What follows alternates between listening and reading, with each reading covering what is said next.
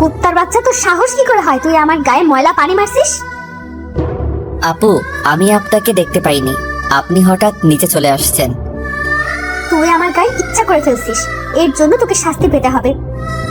আমি তো বলছি আপনার গায়ে ইচ্ছে করে পানি মারি নাই। ঠিক আছে, আপনি যে শাস্তি দিবেন আমি মাথা পেতে নিব, তারপরেও আমার মরা বাবা মাকে গালি দিয়েন না। তুই এক্ষুনি আমার জামা পরিষ্কার করে দিবি এবং আগে 50 বার কান ধরে উঠবি আর বসবি। ঠিক আছে আপু, আপনি যা বলবেন আমি তাই করছি। কি আর করার, আপুর কথা মতো কান ধরে উঠতে বসতে লাগলাম। আপু রুমে গিয়ে জামা চেঞ্জ করে ময়লা জামা আমার সামনে দিয়ে রুমে চলে গেল। কান ধরা শেষ করে আপুর জামাগুলো নিয়ে ওয়াশরুমে চলে গেলাম। জামা পরিষ্কার করে ছাদের উপরে দিয়ে নিজে রুমে আসলাম। ওয়াশরুমে ঢুকে ফ্রেশ হয়ে কলেজে যাওয়ার জন্য রেডি হতে লাগলাম। রেডি হতে হতে আপনাদের পরিচয়টা দিয়ে দেই, আমি রাসেল। দুনিয়ায় আপন বলতে কেউ নেই। মা আমাকে জন্ম দেওয়ার 5 মাস পর অসুস্থ হয়ে মারা যায়। এরপর বাবা আমাকে লালন পালন করে। কোন রকম এসএসসি পাশ করার পর আব্বু রোড দুর্ঘটনায় মারা যায়। আব্বু রিক্সা চালিয়ে আমার পড়ালেখার খরচ চালিয়েছে। বাবা মারা যাওয়ার 1 মাস পর ঢাকায় চলে আসি। রাস্তা দিয়ে হাঁটতে আসি, কোথায় যাব কি করব কিছুই মাথায় আসছে না। এই ঢাকা শহরে আমার কেউ নেই, তাই যাওয়ার মতো স্থান নেই। এসব ভেবে হাঁটতেছি, হঠাৎ একটা গাড়ি এসে আমাকে ধাক্কা মারে। আমি রাস্তার এক পাশে গিয়ে পড়ি। এরপর আর কিছু মনে নেই। যখন চোখ খুলি তখন দেখি আমি একটা হাসপাতালের কেবিনে শুয়ে আছি। আমার পাশে একজন বাবার বয়সী লোক বসে আছে। আমাকে চোখ খুলতে দেখে উনি বলল, যাক, অবশেষে তোমার জ্ঞান ফিরেছে। আজ 1 দিন পর তোমার জ্ঞান ফিরেছে। আমার কি হয়েছে? আমি হাসপাতালে কেন? ওই দিন রাতে তুমি রাস্তা দিয়ে হাঁটতে হাঁটতে মাঝখানে চলে আসো। আমার ড্রাইভার কন্ট্রোল করতে না পেরে তোমাকে ধাক্কা মারে। তারপর আমি আর ড্রাইভার তোমাকে ধরে হাসপাতালে নিয়ে আসি। ও, আপনাকে অনেক ধন্যবাদ আমার জীবন বাঁচানোর জন্য। আচ্ছা, আমাকে বলো তো, তুমি রাস্তার মাঝখানে চলে আসলে কেন? আসলে দুনিয়ায় আপন বলতে আমার কেউ নেই। আম্মু জন্ম দেওয়ার 5 মাস পর অসুস্থ হয়ে মারা যায়। এরপর বাবা ছিল। 1 মাস আগে বাবা সড়ক দুর্ঘটনায় মারা যায়। এরপর ঢাকায় চলে আসি কাজের খোঁজে। এই ঢাকা শহরে আমার কেউ নেই, তাই কোথায় যাব কি করব এসব কিছু ভাবতে ভাবতে হাঁটতেছিলাম। তারপর কি হলো আপনি তো জানেন। কে বলেছে তোমার আপন কেউ নেই? আজ থেকে আমি তোমার সব। তুমি এখন থেকে আমার বাসায় থাকবে। আপনার পরিবারের মানুষ কি বলবে? আর আপনাকে তো আমি চিনি না। আমার পরিবারে আমি, স্ত্রী এবং একটা মেয়ে আছে। আর আমি হচ্ছি বাংলাদেশ টপ বিজনেসম্যানদের একজন, নাদিয়া গ্রুপ অফ কোম্পানির মালিক রহমান শিকদার। নাদিয়া হচ্ছে আমার মেয়ের নাম। আমি আপনার বাসায় যেতে পারি, কিন্তু আমাকে কোনো কাজ দিতে হবে। তুমি আমাকে আপনি করে বলছো কেন? এখন থেকে আঙ্কেল বলে ডাকবে। আর তোমাকে এখন কোনো কাজ করতে হবে না। কতটুকু পর্যন্ত লেখাপড়া করেছো? জি, আমি এবার এসএসসি পাশ করেছি। ঠিক আছে, তাহলে তুমি আগে পড়ালেখা শেষ করো, তারপর আমার অফিসে চাকরি করবে। আপনি অনেক ভালো মনের মানুষ আঙ্কেল। দুনিয়ায় আপনার মতো মানুষ থাকলে মেধাবী ছেলেগুলো রাস্তায় থাকতে হতো না। আচ্ছা ঠিক আছে, তুমি এখন রেস্ট নাও। আমি ড্রাইভারকে ফোন দিয়ে বলে দিচ্ছি, সে খাবার নিয়ে আসবে। খাবার খেয়ে ওষুধগুলো খেয়ে নেবে। আমি ডাক্তারের কাছে যাচ্ছি। এই কথা বলে আঙ্কেল কেবিন থেকে বেরিয়ে গেল। আজ 2 দিন পর আমাকে আঙ্কেলের বাসায় নিয়ে আসছে। আমাকে আন্টির সাথে পরিচয় করিয়ে দিল। আন্টির কথা শুনে বুঝতে পারলাম উনি আঙ্কেলের মতো অনেক ভালো মানুষ। বিকালে ওনার মেয়ে কলেজ থেকে আসার পর আমাকে তার সাথে পরিচয় করিয়ে দিছে। নাদিয়া আপুর কথা শুনে বুঝতে পারলাম উনিও অনেক ভালো মানুষ। আমাকে কত সহজে আপন করে নিছে। সুন্দরভাবে চলছিল আমার জীবন। আমাকে নাদিয়া আপুর কলেজে ভর্তি করিয়ে দিছে। নাদিয়া আপু প্রতিদিন ওনার সাথে করে কলেজে নিয়ে যায়, আবার নিয়ে আসে। নাদিয়া আপু এবার ইন্টার ফাইনাল ইয়ারে পড়ে, আর আমি প্রথম ইয়ারে। বয়সে আমার চেয়ে 2 বছরের বড় হবে। এভাবে দেখতে দেখতে একটা বছর কেটে গেল, কিন্তু হঠাৎ নাদিয়া আপুর ব্যবহার অন্যরকম হয়ে গেছে। আজ 1 মাস থেকে আগে তো ভালো ছিল, কিন্তু হঠাৎ এত পরিবর্তন কেন? গতকাল রাতে অনেক বৃষ্টি হয়েছে, তাই ছাদে পাতা পড়ে পানি জমে গেছে। 1 বালতির মতো পানি হবে। আমি পানিগুলো কুড়ে নিচে ফেলে দিলাম। হঠাৎ নিচের দিকে তাকিয়ে দেখি নাদিয়া আপু চোখ মুখ লাল করে দাঁড়িয়ে আছে। এরপর দ্রুত নিচে নেমে আসলাম। তারপর কি হলো আপনারা তো জানেন। আপনাদের সাথে কথা বলতে বলতে রেডি হয়ে নিচে চলে আসলাম। নিচে এসে দেখি আপু নাই, তাই আমি খালাকে জিজ্ঞেস করলাম, খালা, নাদিয়া আপু কোথায়? উনি কি নাস্তা করবে না? নাদিয়া ম্যাম তো নাস্তা করে গাড়ি নিয়ে কলেজে চলে গেছে। ও আচ্ছা ঠিক আছে, তাহলে তুমি আমাকে নাস্তা দাও। আজকে আমার পাঠক পাঠিকা ভাই বোনদের সাথে কথা বলতে বলতে দেরি হয়ে গেছে। পাঠক পাঠিকা এরা আবার কারা? আরে খালা, যারা আমার গল্প নিয়মিত পড়ে তাদের বলছি। আমি তো এত কিছু বুঝি না, পড়ালেখা করি নাই, তাহলে বুঝবো কেমনে? তুমি বরং নাস্তা করে তাড়াতাড়ি কলেজে যাও। আমি আর কোনো কথা না বলে নাস্তা করে ব্যাগটা নিয়ে বাসার বাইরে চলে আসলাম। তারপর একটা রিক্সা নিয়ে কলেজে যেতে লাগলাম। এবার আপনারা হয়তো বলবেন, আপনার আঙ্কেল আন্টি কোথায়? আসলে আঙ্কেল আন্টি গ্রামে আঙ্কেলের বাসায় গেছে। আজকে প্রায় 15 দিন হয়েছে। কবে আসবে সেটা এখনো বলে নাই। এই 15 দিন নাদিয়া আপু আমাকে গাড়িতে করে কলেজে নিয়ে যায়নি। 15 দিন আগে শুধু গাড়িতে করে কলেজে নিয়ে যেত, কিন্তু আসার সময় নিয়ে আসতো না। আমি সেটা আঙ্কেল আন্টিকে বলি নাই, তাহলে আপুকে বকাঝকা করবে। আপু আমার সাথে খারাপ ব্যবহার করছে ঠিকই, কিন্তু কখনো গায়ে হাত তোলে নাই। আজকে আমার দোষের কারণে থাপ্পড় মেরেছে। আমার দরকার ছিল নিচে তাকিয়ে পানিগুলো ফেলার, তাহলে আর আপুর গায়ে পড়তো না। কথা বলতে বলতে কলেজে চলে আসলাম। পকেটে হাত দিয়ে দেখি মানি ব্যাগ আনতে ভুলে গেছি। সব পকেটে হাত দিয়ে দেখি 30 টাকার মতো আছে। রিক্সা ভাড়া মিটিয়ে কলেজের গেট দিয়ে ভিতরে ঢুকলাম। তারপর ক্লাসের সামনে চলে গেলাম। দেখি স্যার পড়া শুরু করে দিছে। স্যার, ভিতরে আসতে পারি? আরে রাসেল, তুমি আজকে এত দেরি কেন কলেজ আসতে? আসলে স্যার, বাসায় একটু কাজ ছিল, সেগুলো শেষ করে আসতে দেরি হয়ে গেছে। ঠিক আছে, এখন সিটে গিয়ে বসো। Okay sir. আমি আর কোনো কথা না বলে রাফির পাশে গিয়ে বসলাম। রাফি বলল, কি রে, তোর গাল লাল হয়ে আছে কেন? শালা, স্যার ধরতে পারে নাই। তুই শালা কিভাবে ধরলি? শুন, আমি তোর বেস্ট ফ্রেন্ড, তোর চেহারার দিকে তাকালে আমি সব বুঝতে পারি। এখন বল, লাল হয়ে আছে কেন? নাদিয়া আপু কি তোর গায়ে হাত তুলেছে? তোকে কলেজ ছুটি হওয়ার পর সব খুলে বলবো। রাফি আর কোনো কথা বলল না। আসলে আমরা দুজন বেস্ট ফ্রেন্ড। আমি আমার সবকিছু ওর সাথে শেয়ার করি, আর রাফি তার সবকিছু আমার সাথে শেয়ার করে। রাফির বাবা আঙ্কেলের মতো একজন বিজনেসম্যান। সবগুলো ক্লাস শেষ করে দুই বন্ধু বাহিরে আসলাম। এবার বল, নাদিয়া আপু তোকে কেন মেরেছে? আসলে আমি আজকে সকালে, তারপর সবকিছু খুলে বললাম।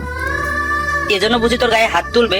হাত তো তুলেছে, আবার কান ধরে উঠবাস করিয়েছে, জামা কাপড় পরিষ্কার করিয়েছে। আচ্ছা, সব কথা বাদ দে, আমারই ভুল ছিল নিচে তাকিয়ে পানিগুলো ফেলার। ঠিক আছে চল, আজকে তোকে বাসায় নামিয়ে দিয়ে আসি। ঠিক আছে চল। না করলাম না, কারণ আমার কাছে টাকা নেই।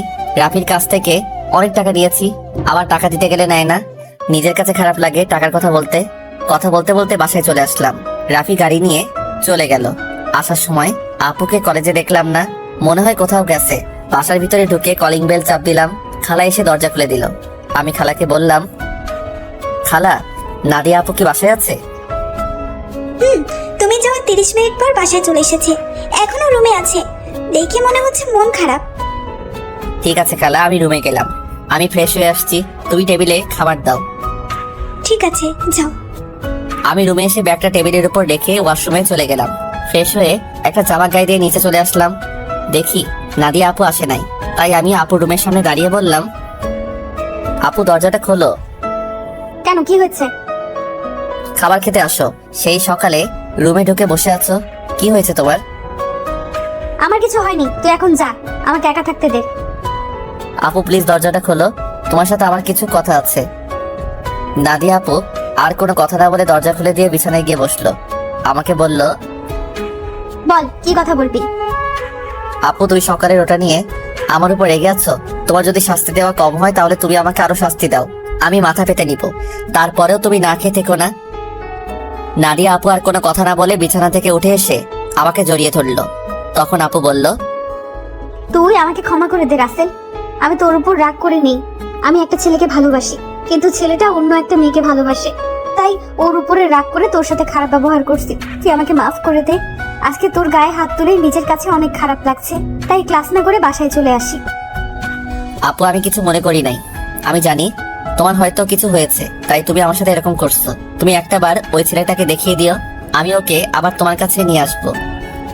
না রে, আর ও আমাকে ভালোবাসে না, ও আমার সাথে প্রেমের অভিনয় করছে। আমি সেটা বুঝতে পারি নাই। মন খারাপ করো না, দেখবে আস্তে আস্তে সব ঠিক হয়ে যাবে। তুমি ফ্রেশ হয়ে আসো, দুজনে একসাথে খাবার খাবো। ঠিক আছে, তুই বস, আমি ফ্রেশ হয়ে আসছি। নাদিয়া আপু ফ্রেশ হতে চলে গেল। আমি বিছানায় বসে আপুর মোবাইল টিপতে লাগলাম। গ্যালারিতে ঢুকে দেখি একটা ছেলের অনেকগুলো ছবি। তার মানে এই ছেলের সাথে প্রেম করতো। ছেলেটা দেখতে অনেক সুন্দর। আমি ওই ছেলের কাছে কিছুই না, অবাক করার বিষয় হলো ওই ছেলের সাথে আপুর একটা ছবিও দেখলাম না। আমি মোবাইলটা বিছানায় রেখে দিলাম। কিছুক্ষণ পর আপু ওয়াশরুম থেকে বেরিয়ে আসলো। আমি তার দিকে তাকিয়ে মাথা নিচু করে ফেললাম।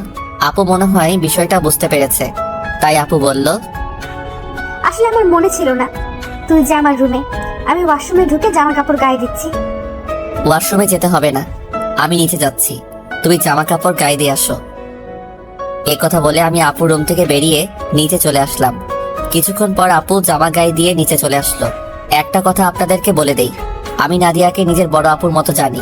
দুজনে একসাথে খাবার খেতে লাগলাম। খাবার খেয়ে যে যার রুমে চলে আসলাম। বিছানায় শুয়ে মোবাইল হাতে নিয়ে রাফিকে ফোন দিয়ে সবকিছু খুলে বললাম। তারপর আরো কিছুক্ষণ কথা বলে ঘুমিয়ে গেলাম। সকালে হঠাৎ কে যেন আমার গায়ে পানি মেরে ভিজিয়ে দিল। আমি এক লাফে উঠে গেলাম। সামনে তাকিয়ে দেখি নাদিয়া আপু হাতে বালতি নিয়ে দাঁড়িয়ে দাঁড়িয়ে হাসতে আছে। তার মানে এটা আপুর কাজ। তখন আমি আপুকে বললাম, আপু তুমি এটা কি করলে? আমার গায়ে পানি দিলে কেন? তোকে সেই সকাল থেকে ডাকছি, তোর ওঠার খবর নেই, তাই বাধ্য হয়ে তোর গায়ে পানি মারছি। তাই বলে তুমি পানি মারবে? দেখো পুরো শরীর ভিজে গেছে। ভালো হয়েছে, এখন কথা না বলে গোসল করে রেডি হয়ে নিচে আয়। ঠিক আছে, কিন্তু আজকে হঠাৎ আমাকে ডাকতে আসলে কেন? হঠাৎ কোথায়, 1 মাস তোকে ডাকি নাই। এর আগে তো প্রতিদিন সকালে তোকে ডেকে তুলছি। আর কি কারণে তোকে 1 মাস ডাকি নাই সেটা তুই ভালো করে জানিস। ঠিক আছে তুমি যাও, আমি ফ্রেশ হয়ে আসছি। তাড়াতাড়ি আয়। বলে নাদিয়া আপু রুম থেকে বেরিয়ে গেল। আমি দাঁড়িয়ে না থেকে ওয়াশরুমে ঢুকে গোসল করে রেডি হয়ে কলেজের ব্যাগটা কাঁধে নিয়ে নিচে চলে আসলাম। কিছুক্ষণ পর আপু আসলো। দুজনে একসাথে নাস্তা করে গাড়ি নিয়ে কথা বলতে বলতে কলেজে চলে আসলাম। আপু গাড়ি পার্কিং করে বলল, তোর ক্লাস শেষ হলে আমার জন্য অপেক্ষা করবি, দুজনে একসাথে বাসায় যাব। ওকে ঠিক আছে। আপু আর কোনো কথা না বলে তার ক্লাসে চলে গেল। হঠাৎ পিছন থেকে রাফি বলল, কিরে কেমন আছিস? এই তো ভালো আছি, তুই কেমন আছিস?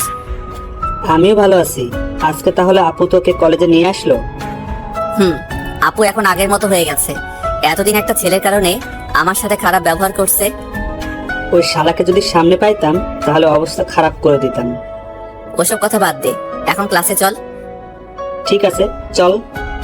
আমি আর রাফি ক্লাসে চলে আসলাম। কিছুক্ষণ পর স্যার ক্লাসে আসলো। সবগুলো ক্লাস শেষ করে আমি আর রাফি বাহিরে চলে আসলাম। রাফি তাহলে তুই বাসায় যা, আমি আপুর জন্য অপেক্ষা করছি। দুজনে একসাথে বাসায় যাব। ওকে ঠিক আছে। রাফি আমার থেকে বিদায় নিয়ে চলে গেল। আমি আপুর জন্য অপেক্ষা করতে লাগলাম। কিছুক্ষণ পর দেখি আপু তার বান্ধবীদের সাথে ক্লাস থেকে বেরিয়ে আসতেছে। আমাকে দেখে তার বান্ধবীদের বিদায় আমার সামনে আসলো। কিরে, কোন সময় তোর ক্লাস শেষ হয়েছে? এই তো 30 মিনিট আগে। ও, আমার একটা এক্সট্রা ক্লাস ছিল, তাই আসতে একটু দেরি হয়ে গেছে। কোনো সমস্যা নেই, তুমি গাড়ি নিয়ে আসো। তুই দাঁড়া, আমি গাড়ি নিয়ে আসছি। আপু গাড়ি নিয়ে আমার সামনে আসলো। তারপর আপুর সাথে সামনের সিটে বসলাম। দুজনে কথা বলতে বলতে বাসায় চলে আসলাম। আপু তার রুমে চলে গেল, আমি আমার রুমে চলে আসলাম। ফ্রেশ হয়ে নিচে এসে আপু আর আমি একসাথে খাবার খেয়ে রুমে চলে আসলাম। দেখতে দেখতে 1 মাস চলে গেল। এখন আপুর সাথে আগের থেকে অনেক ফ্রি হয়ে গেছি। এখন আপু আমার সব সময় খেয়াল রাখে, আমাকে শাসনের উপর রাখে। আপুর এসব আমার অনেক ভালো লাগে। আমি আপুকে কিছু বলি না। এখন ওই ছেলের কথা আপু একদম মাথা থেকে ঝেড়ে ফেলে দিচ্ছে। আমার সাথে সব সময় দুষ্টুমি করে, বড় বোন হিসেবে ছোট ভাইয়ের সাথে করতে পারে। আমি আপুকে সবসময় নিজের বড় বোনের চোখে দেখি। আঙ্কেল আন্টি তারা বাসায় চলে এসেছে। আঙ্কেল এখন আগের মতো অফিস দেখাশোনা করে। আমাদের কলেজ আজকে 1 মাসের জন্য ছুটি দিয়েছে, কারণ কলেজে নতুন করে রং লাগাবে, তাই 1 মাস কলেজ বন্ধ থাকবে। রাতে সবাই একসাথে খাবার খাচ্ছি, তখন আঙ্কেল বলল, শুনেছি তোদের কলেজ নাকি 1 মাসের জন্য বন্ধ থাকবে। আব্বু কলেজে কিছু কাজ করবে তাই বন্ধ দিয়েছে। তাহলে তুই আর রাসেল তোর নানা বাড়ি থেকে কিছুদিন ঘুরে আয়। সবসময় তো দুইজনই বাসায় থাকিস, কোথাও যাস না। আমি না হয় যাব, কিন্তু রাসেল কি আমার সাথে যাবে? রাসেল যাবে না কেন? আসলে আন্টি আমার বাসা থেকে বাইরে কোথাও ঘুরতে যেতে ভালো লাগে না। এটা তো আর অন্য কোথাও না, আমার শ্বশুর বাড়ি যেতে বলছি। রাসেল আমার সাথে না গেলে আমিও কোথাও যাব না। ঠিক আছে আপু, আমি তোমার সাথে যাব। এবার খুশি? অনেক খুশি।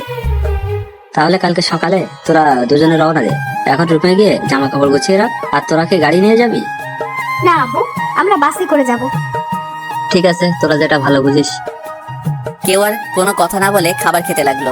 আমি খাবার খেয়ে রুমে চলে আসলাম। রুমে এসে জামা কাপড় গুছিয়ে রাখলাম। তারপর বিছানায় শুয়ে মোবাইল টিপতে টিপতে ঘুমিয়ে পড়লাম। পরের দিন সকালে আপু এসে আমাকে ডেকে তুললো। আমাকে রেডি হতে বলে তার রুমে চলে গেল। আমি ওয়াশরুমে ঢুকে ফ্রেশ হয়ে রেডি হয়ে জামা কাপড় আর ব্যাগটা নিয়ে নিচে চলে আসলাম। নাস্তার টেবিলে দেখে আঙ্কেল আন্টি বসে আছে। আমি একটা চেয়ার টেনে বসলাম। হঠাৎ সিঁড়ির উপরে চোখ পড়তেই আমি চমকে উঠলাম। আজকে আপুকে অনেক সুন্দর লাগছে। নীল রঙের একটা জামা গায়ে দিছে। আপুকে নীল রঙের জামায় অনেক সুন্দর লাগছে। আপু আমার সামনে এসে বলল, কি রে, তুই এভাবে হ্যাবলার মতো আমার দিকে তাকিয়ে আছিস কেন? এই আপু, আমাকে হ্যাবলা বলবে না। আমি কিন্তু তোমার থেকে অনেক সুন্দর আছি। আর আজকে তোমাকে নীল রঙের জামায় অনেক সুন্দর লাগছে। বাবা, যে না চেহারা, আবার বলে আমার থেকে ওর চেহারা সুন্দর। যা, একটু তোমার রূপের প্রশংসা করলাম, এখন থেকে আর করবো না। তোমাকে পুরো পেতনির মতো লাগছে। কি বললি? আমাকে পেতনির মতো লাগছে? প্রথমে প্রশংসা করলাম, কোনো দাম পেলাম না, তাই তোমাকে পেতনি বললাম। আজকে তোকে আমি মেরেই ফেলবো। তোরা কি শয়তানি করবি নাকি নাস্তা করে বেরিয়ে পড়বি? আপু তুমি দেখো না, রাসেল আমাকে পেতনি বলছে। ও তো ছোট, তাই তোর সাথে দুষ্টামি করছে। এখন কথা না বলে নাস্তা করে বেরিয়ে পড়। নাদিয়া আপু আমার দিকে তাকিয়ে একটা বেঞ্চি মেরে একটা চেয়ার টেনে বসে পড়লো। সবাই নাস্তা করতে লাগলাম। নাস্তা খাওয়া শেষ করে আঙ্কেল আন্টির কাছে বলে বাসা থেকে বেরিয়ে আসলাম। তারপর গাড়িতে করে বাস কাউন্টারে চলে আসলাম। ড্রাইভার আমাদের বাস কাউন্টারে নামিয়ে দিয়ে চলে গেল। আসার সময় আঙ্কেল আমার পকেটে কিছু টাকা ঢুকিয়ে দিল। তাই বাস কাউন্টারে গিয়ে টিকিটের জন্য টাকা বের করতে গিয়ে দেখি 15 থেকে 20 হাজারের মতো হবে। আমি 2টা টিকিট নিলাম। তারপর টিকিট নিয়ে দুজনে বাসে উঠলাম। দুজনের একসাথে সিট। বাস 20 মিনিট পর ছেড়ে দিল। এই দেখছেন আমি কেমন মানুষ। নাদিয়া আপুর নানার বাড়ির কথা বলতে ভুলে গেছি। আপুর নানার বাড়ি যশোরে। আমি কখনো যাইনি, কিন্তু আপুকে একবার যেতে দেখেছি, তাই আপু সব চিনি। শোন, নানার বাড়িতে গিয়ে কোনো মেয়ের সাথে কথা বলতে পারবি না, আর রিয়ার থেকে দূরে দূরে থাকবি। আমি কি আর কখনো তোমার নানার বাড়ি গেছি? আমি তো কাউকে চিনি না। আর এই রিয়াটাকে? রিয়া হচ্ছে আমার মামাতো বোন, ও তোর সেম ক্লাসে পড়ে। ঠিক আছে, কিন্তু ও যদি আমার সাথে কথা বলতে আসে তখন কি করব? তুই বলবি না। আমি যদি না কথা বলি তাহলে বলবে আমি বোবা, আর না হয় বলবে আমি বেশি ভাব দেখাই। কথা বলবি, কিন্তু বেশি কথা বলতে পারবি না। ঠিক আছে। আমি মনে মনে বললাম, আগে তো রিয়া মেয়েটাকে একবার দেখি, পছন্দ হলে তার সাথে প্রেম করব। এই নাদিয়া আপুর জন্য আজ পর্যন্ত কোনো মেয়ের সাথে প্রেম করতে পারলাম না। তো যাই হোক, দুজনে কানে হেডফোন লাগিয়ে গান শুনতে লাগলাম। বাস এসে একটা রেস্টুরেন্টে থামলো। তখন আমি নাদিয়া আপুর দিকে তাকিয়ে দেখি ঘুমিয়ে আছে। আমি আপুকে ডাক দিলাম। আপু চোখ খুলে বলল, কিরে, ডাকছিস কেন? আপু, বাস একটা রেস্টুরেন্টে থামছে, চলো দুজনে খাবার খেয়ে নেই। ঠিক আছে, চল। নাদিয়া আপু আর আমি বাস থেকে নেমে রেস্টুরেন্টের ভিতরে ঢুকে গেলাম। আপু ওয়াশরুমে ঢুকে ফ্রেশ হয়ে আসলো। আমি অন্য একটা ওয়াশরুমে ঢুকে ফ্রেশ হয়ে আসলাম। দুজনে গিয়ে একটা টেবিলে গিয়ে বসলাম। আপু ওনার মতো করে অর্ডার করলো, আমি আমার মতো অর্ডার করলাম। কিছুক্ষণ পর ওয়েটার খাবার নিয়ে আসলো। দুজনে খাবার খেতে লাগলাম। খাবার খেয়ে দুজনে আবার বাসের ভিতরে চলে আসলাম। আবার আগের মতো বসে পড়লাম। বাস কিছুক্ষণ পর ছেড়ে দিল। বাস চলছে আপন গতিতে। আমরা দুজন আবার হেডফোন লাগিয়ে গান শুনতে লাগলাম। দেখতে দেখতে আমরা এখন যশোর চলে এসেছি। দুজনে বাস থেকে নেমে দেখি একটা গাড়ি আমাদের সামনে দাঁড়িয়ে আছে, আর গাড়ির সাথে একজন লোক দাঁড়িয়ে আছে। নাদিয়া মামা বলে তাকে জড়িয়ে ধরলো। আসলে আমি কখনো আপুর মামাকে দেখি নাই। ওর মামা ঢাকায় মনে হয় সহজে যায়নি, তাই চিনতে পারলাম না। আমি আর আপু পিছনের সিটে বসলাম। তখন আপুর মামা বলল, তাহলে এ হচ্ছে রাসেল? মামা, ও হচ্ছে রাসেল। তুমি তো বাহিরে ছিলে, তাই দেখো নাই। ও, তার মানে নাদিয়ার মামা বাহিরে ছিল। তখন নাদিয়ার মামা বলল, কেমন আছো রাসেল? পড়ালেখা কেমন চলছে? জি মামা, আমি অনেক ভালো আছি, আর পড়াশোনা ভালোই চলছে। ও, তা কয়টা মেয়ের সাথে প্রেম করো? মামা, আপনি এটা কি বলছেন? আরে সমস্যা নেই, আমাকে তোমার বন্ধু ভাবে বলতে পারো। প্রেম মনে হয় আমি কখনো করতে পারবো না। একটা পেতনির কারণে সবসময় আমাকে মেয়েদের থেকে দূরে সরিয়ে রাখে। ও মা, তাই? তার সেই মানুষটাকে? আমি আপুর দিকে তাকিয়ে দেখি আমার দিকে চোখ লাল করে তাকিয়ে আছে। ভয়ে আমার গলা শুকিয়ে গেল, তাই কথা ঘুরিয়ে বললাম, আসলে আমার কলেজের এক ছেলে বন্ধু। সে বলেছে আমাদের দুজনের মধ্যে কেউ কখনো প্রেম করব না, কোনো মেয়ের সাথে বন্ধুত্ব করব। এ কারণে আজ পর্যন্ত একটা প্রেম করতে পারলাম না। আমার কথা শুনে মামা হাসতে হাসতে শেষ। আপুর দিকে তাকিয়ে দেখি এবার মুচকি মুচকি হাসছে। যাক বাবা, এবার তাহলে বেঁচে গেছি, তা না হলে খাচ্চুন্নি আজকে আমার অবস্থা খারাপ করে ছাড়তো। কথা বলতে বলতে মামা একটা বাসার ভিতরে গাড়ি ঢুকিয়ে দিল। আমি আর আপু গাড়ি থেকে নামলাম। আপু দৌড়ে ভিতরে চলে গেল। আমি এক জায়গায় দাঁড়িয়ে আছি। মামা গাড়ি পার্কিং করে আমার সামনে এসে বলল, কি ব্যাপার রাসেল, তুমি এখানে দাঁড়িয়ে আছো কেন? ভেতরে যাও। আমি কেমন করে যাব? আমি তো কাউকে চিনি না। আপু তো আমাকে না নিয়ে দৌড় দিয়ে ভিতরে চলে গেল। ও এ ব্যাপার, ঠিক আছে, তুমি আমার সাথে আসো। এটা হচ্ছে আমাদের বাড়ি। আপনাদের বাড়িটা অনেক সুন্দর। এই বাড়িটা আব্বু বানিয়েছে প্রায় 5 কোটি টাকা খরচ করে। বাইরে থেকে যদি এত সুন্দর হয়, না জানি ভিতরে দেখতে কেমন। ভিতরে আসো, তারপর দেখো কেমন লাগে। দুজনে কথা বলতে বলতে ভিতরে গেলাম। ভিতরে ঢুকে আমি তো আরো অবাক হয়ে গেলাম। পুরো বাড়িটা রাজপ্রাসাদের মতো। বাইরে থেকে ভেতর কেমন লাগছে? অনেক সুন্দর মামা। গ্রামের ভেতরে আমাদের বাড়িটা 1 নম্বরে আছে। এমন বাড়ি আর কোথাও নাই। হুম। ঠিক আছে, তুমি উপরে গিয়ে ডান হাতে পাশের রুমে চলে যাও। যতদিন এই বাড়িতে থাকবে ততদিন ওই রুমেই থাকবে। ওকে, ঠিক আছে মামা। এই বলে আমি সিঁড়ি বেয়ে উপরে উঠলাম। তারপর হাতে ডান পাশের রুমে ঢুকে গেলাম। ভিতরে ঢুকে দেখি রুমটা অনেক সুন্দর। আমি কাঁধের ব্যাগটা বিছানায় রেখে জামা কাপড় বের করে ওয়াশরুমে ঢুকে গেলাম। গোসল করে একটা জামা গায়ে দিয়ে রুম থেকে বেরিয়ে আসতেই কারোর সাথে ধাক্কা খেয়ে নিচে পড়ে গেলাম। নিচে তাকিয়ে দেখি আমি একটা মেয়ের গায়ের উপর পড়ে আছি। মেয়েটা দেখতে খুবই সুন্দর, যে কোনো ছেলে দেখলে প্রেমে পড়ে যাবে। তো যাই হোক, আমি তাড়াতাড়ি মেয়েটার উপর থেকে উঠে গেলাম। হাত বাড়িয়ে মেয়েটাকে দাঁড় করালাম। তখন আমি বললাম, সরি, বিশ্বাস করুন আমি আপনাকে দেখতে পাইনি। সমস্যা নেই, কিন্তু আপনাকে তো ঠিক চিনতে পারলাম না। আপনি কে, আর আমাদের বাড়িতে কি করে? আমি রাসেল, নাদিয়া আপুর সাথে এসেছি। আমি নাদিয়া আপুদের বাসায় থাকি। ও, তার মানে আপনি রাসেল। ফুফা ফুফির কাছে আপনার কথা শুনেছি। আমি রিয়া, নাদিয়া আপুর মামাতো বোন। ও, তার মানে আপু আসার সময় আপনার কথা বলছে? নাদিয়া আপু আপনাকে আমার ব্যাপারে কি বলছে? তেমন কিছু না, বলছে আপনি নাকি আমার সেম ইয়ারে পড়েন। বাকিটা বললাম না, শুনলে রিয়া কষ্ট পাবে, তাই ওই কথা বললাম না। তখন রিয়া বলল, ও, তার মানে আপনি আমার সেম ইয়ারে পড়েন। তাহলে আমরা আপনি করে বলছি কেন? আমরা তোর নাম এবং তুই করে বলতে পারি। ঠিক আছে, এখন থেকে তুই করে বলবো। এখন চলো নিচে যাই। আসার পর তোর আম্মুর সাথে কথা বলি নাই এবং তোর দাদা দাদির সাথে দেখা করি নাই। ঠিক আছে, চল। আমি আর রিয়া দুজনে নিচে চলে আসলাম। আপুর দিকে তাকিয়ে দেখি আমার দিকে চোখ লাল করে তাকিয়ে আছে, মনে হয় আমাকে গিলে খাবে। আসসালামু আলাইকুম মামি, কেমন আছো তুমি? আমি ভালো আছি, তুমি কেমন আছো? আমাদের বাসায় তো কখনো আসো নাই, তোমাকে অনেকবার বলছি আসার জন্য।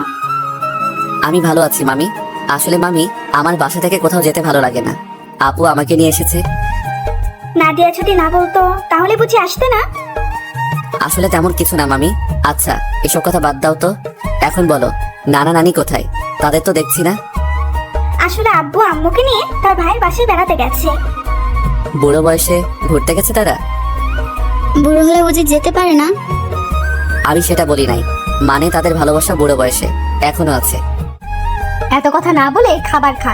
খাবার খেয়ে তুই আমার রুমে আসবি, তোর সাথে আমার কথা আছে। ঠিক আছে আপু। আর কোনো কথা না, খাবার খেয়ে নিচের রুমে চলে আসলাম। কিছুক্ষণ রেস্ট নিয়ে আপুর রুমের সামনে গিয়ে বললাম, আপু ভিতরে আসবো? আয় বস। আমি ভিতরে ঢুকে দেখি আপুর চোখ দিয়ে পানি পড়ছে। তখন আমি আপুকে বললাম, আপু তোমার কি হয়েছে? তোমার চোখ দেখে বোঝা যাচ্ছে তুমি মনে হয় কান্না করছো। তোকে আসার সময় কি বলছি তোর মনে নেই? তুই রিয়ার সাথে কথা বলছিস কেন? বারে, কথা বললে সমস্যা কোথায়? তোমাকে বলছি না আমি বেশি কথা বলবো না। ঠিক আছে, তুই এখন আমার রুম থেকে কোথাও যাবি না, আমার রুমে বসে থাকবি। আপু, পুরোটা রাস্তায় জার্নি করে আসছি, তাই ভাবছি একটা ঘুম দিব। তাহলে আমার রুমে ঘুমিয়ে পড়, তোর রুমে যাওয়া লাগবে না। যদি বাড়ির মানুষ অন্য কিছু ভাবে তখন কি হবে? এই বাসার সবাই জানে আমি তোর থেকে বড়, তাহলে অন্য কিছু ভাববে না। আমি আর কোনো কথা না বলে আপুর বিছানায় ঘুমিয়ে পড়লাম। এবার আপনাদের কিছু কথা বলি। আসলে নানা নানি এবং মামি অনেকবার ঢাকায় গেছে, তাই ওদের চিনি। কিন্তু রিয়া কখনো ঢাকায় যায়নি, আর কেন যায় না সেটা আমি বলতে পারবো না। আমার ঘুম আসার পর আপু আমার দিকে তাকিয়ে আছে আর মনে মনে বলে, রাসেল তুই কি আমার মুখের কথা বুঝতে পারিস না? আমি তোর এত খেয়াল কেন রাখি? তোকে কোনো মেয়ের সাথে কথা বলতে দেইনি কেন? কারণ আমি তোকে অনেক ভালোবাসি। তোকে যদি আমার জীবনে না পাই তাহলে আমার এই জীবন শেষ করে দিব। আমি তোকে অন্য মেয়ের সাথে সহ্য করতে পারবো না। এই কথা বলে আপু আমার কপালে এবং গালে 4-5টা চুমু খেলো। তারপর রুম থেকে বেরিয়ে রিয়ার রুমে গেল। রিয়া বিছানায় শুয়ে কি যেন ভাবছে। তখন আপু রিয়ার পাশে বসে বলল, কি রে রিয়া, তোকে দেখে বোঝা যাচ্ছে তুই কিছু একটা নিয়ে চিন্তিত আছিস। আসলে আপু তেমন কিছু না। এখন বলো হঠাৎ আমার রুমে কেন, তোর রুমে কি আসা যাবে না? আরে আমি ওইভাবে বলিনি। আচ্ছা, ওটা বাদ দাও। তোমাকে একটা কথা বলি, রাসেল কি কোনো মেয়ের সাথে প্রেম করে? কেন?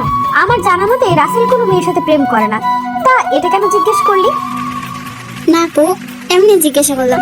তা আপু, তোমার লেখাপড়া কেমন চলছে? আমার তো ভালোই চলছে। তোর কেমন চলছে? আমারও ভালোই চলছে। ঠিক আছে, তুই থাক, আমি রুমে গেলাম। এই কথা বলে আপু নিজের রুমে চলে আসলো। আর এদিকে রিয়া ভাবছে, তাহলে আমার লাইন ক্লিয়ার, আমি রাসেলকে আমার করে নিব। আমি ওকে প্রথম দেখায় ভালোবেসে ফেলেছি, আমাকে যে করেই হোক রাসেলের মন জয় করতে হবে। কিন্তু আমি ওর মন জয় করব কেমন করে? তখন রিয়া ভাবতে লাগলো, হঠাৎ তার মাথায় একটা বুদ্ধি আসে, আমাকে তার সাথে প্রতিদিন কলেজে নিয়ে যাবে। তারপর আস্তে আস্তে রাসেলকে রিয়ার প্রতি দুর্বল করবে। বিকালে ঘুম থেকে উঠে দেখি আপু আমার পাশে শুয়ে আছে, যেন একটা পিচ্চি মেয়ে আমার পাশে শুয়ে আছে। আমি আপুর দিকে তাকিয়ে বিছানা থেকে নামতেই আপুর ঘুমটা ভেঙে গেল। কি ব্যাপার আপু, তুমি উঠলে কেন? ঘুম ভেঙে গেছে তাই উঠে গেলাম। তুই ফ্রেশ হয়ে আয়, দুজনে মিলে গ্রামটা ঘুরে দেখবো। ঠিক আছে, আমি রুমে গিয়ে ফ্রেশ হয়ে আসছি। এই বলে আপুর রুম থেকে বেরিয়ে নিজের রুমে চলে আসলাম। ওয়াশরুমে ঢুকে ফ্রেশ হয়ে একটা জামা গায়ে দিয়ে নিচে নেমে আসলাম। নিচে এসে দেখি রিয়া সোফায় বসে টিভি দেখছে। আমাকে দেখে সামনে এসে বলল, কি রে, তুই কি কোথাও যাবি? আপু, আর আমি তোদের গ্রামটা ঘুরে দেখব।